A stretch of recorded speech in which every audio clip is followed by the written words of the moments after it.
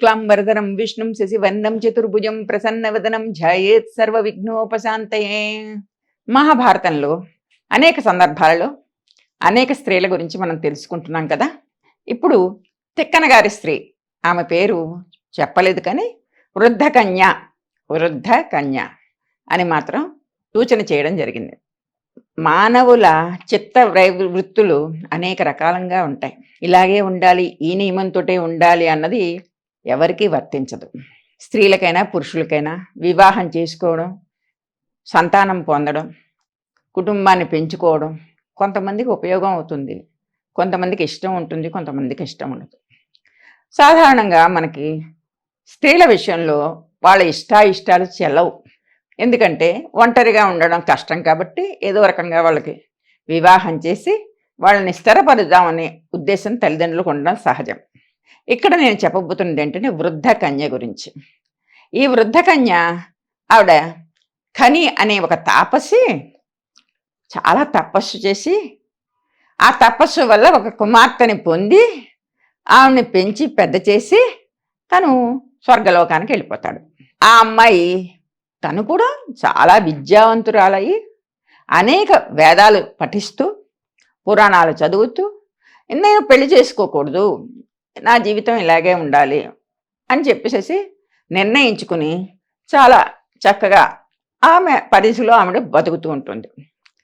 కానీ నారదుడు వచ్చి ఒక మాట చెప్తాడు ఆమెతో, అమ్మా నువ్వు నిజమేను స్వర్గానికి వెళ్ళాలనుకుంటున్నావు, మోక్షం పొందాలనుకుంటున్నావు నిజమే, కానీ వివాహం జరగకుండా స్త్రీ కానీ పురుషుడు కానీ మోక్షాన్ని పొందడం కష్టం కాబట్టి నువ్వు వివాహం గురించి ఆలోచించమ్మా అని చెప్తాడు.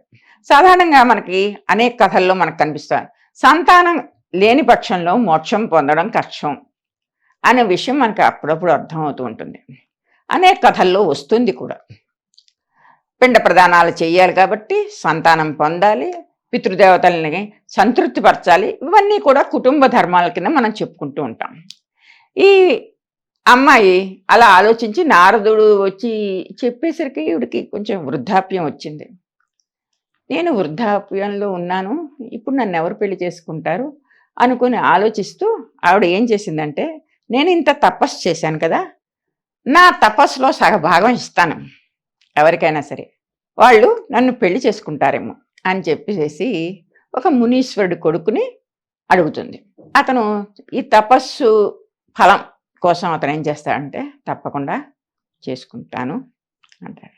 కానీ ఇక్కడ ఈ వృద్ధ కన్య ఒక నియమం పెడుతుంది, పెళ్లి చేసుకుందాం కదా అని చెప్పేసి అని మనం నిత్యం ఇలా దాంపత్య జీవితం గడుపుతామని మాత్రం అనుకోవద్దు. నువ్వు ఒక్క రాత్రి మాత్రమే నేను నీతో ఉంటాను, తర్వాత మళ్ళీ నా జీవితం నాది, నీ జీవితం నీది. కాంటాక్ట్ మ్యారేజ్ అనమాట. ఇప్పుడు మనం చూస్తున్నాం కదా అప్పుడప్పుడు, అలాగా కాంటాక్ట్ మ్యారేజ్. ఒక్కరోజుకు మాత్రమే నేను నిన్ను భర్తగా స్వీకరిస్తాను, నువ్వు కూడా నన్ను భార్యగా స్వీకరించావు, ఇద్దరం ఆనందంగా గడుపుతాం. కానీ రేపటి నుండి నేనే, నువ్వు నువ్వే అని చెప్పి చాలా స్పష్టంగా చెప్తుంది. అంటే ఏమిటి, ఆ స్త్రీ యొక్క ఆలోచన రీతి చాలా స్పష్టంగా ఉంది. చిన్నతనం నుంచి ఎలా ఉందో ఇప్పుడు అలాగే ఉంది. నాకు మోక్షేచ్ఛ ఉంది, కానీ ఈ లంపటాల్లో నేను పడదలుచుకోలేదు. ఒక రోజు తర్వాత దాని మీద మోజు ఏర్పడిపోయి నేను తర్వాత ఉండకపోను అని స్పష్టంగా తన జీవితం పట్ల క్లారిటీ ఇచ్చింది. సరే, ఆ రోజు వాళ్ళిద్దరి వివాహం అయింది. అతని తోటి ఈవిడ చాలా సంతోషంగా కాలం గడిపింది. రాత్రంతా కూడా కాలం గడిపిన తర్వాత తెల్లవారిన తర్వాత అతనితో అంటుందన్నమాట, చూడు తెల్లవారిపోయింది, నా నియమం ఒకరోజే కదా, నేను వెళ్ళిపోతున్నాను. నేను వెళ్ళిపోయి నా మోక్షం గురించి ఆలోచించుకుంటా. ఇందులో పడడం, ఈ కుటుంబ వ్యవహారాలు, ఈ సంతానం, ఇవన్నీ కూడా నాకు ఇష్టం లేదని మొన్ననే చెప్పాను కదా నీకు, అందుకని నియమం ప్రకారం నేను వెళ్ళిపోతున్నాను అని చెప్పేసి ఆవిడ చెప్పి వెళ్ళిపోతుంది. కానీ అతనికి మాత్రం ఒక్క రాత్రి అయినా ఆవిడతో గడిపినందువల్ల అతనికి వివాహం చేసుకోవాలని, సంతానాన్ని పొందాలని ఈ రకమైన ఊహలు అతనికైతే వచ్చాయి. కానీ ఆవిడ ఆ నియమాల్ని దాటలేదు. ఆ ఆలోచన ధోరణి చూడండి, ఒక పర్టిక్యులర్ ఆలోచన వచ్చినప్పుడు దానికి నిలబడి ఉండడం, అంతేగాని అటువైపు ఇటువైపు వెళ్లకుండా. దాన్ని ఏమంటామంటే మనం దృఢచిత్తం. అంతటి దుర్రచత్వంతో ఆ వృద్ధ కన్య నిలబడి ఉంది, వెళ్ళిపోయింది. ఆవిడ వెళ్ళిపోతూ ఉంటే ఇతను అయ్యో ఒక్కరోజుకే వెళ్ళిపోయింది అని అనిపించి ఇంకొంతకాలం ఉంటే బాగుండేదే అని అనుకున్నట్టు అతను. కానీ ఆవిడ మాత్రం అలా అనుకోలేదు. ఇది చెప్పేది ఏమిటంటే ఇందులో 2 పాయింట్లు మనం విషయం గమనించాలి. కాంటాక్ట్ మ్యారేజ్, ఒక రోజా, ఒక నెల, 10 నెలల, సంవత్సరమా, 2 ఏళ్ళ, అర్థం చేసుకోవడాలా, ఇవన్నీ కూడా మహాభారతంలో కూడా ఉన్నాయి. అంటే మహాభారత కాలంలో ఉన్న సమస్యలన్నీ కూడా మనకి ఇప్పుడు ఉన్నాయి. అవే విషయాలు ఇప్పుడు మనం వెంటాడుతున్నాయి.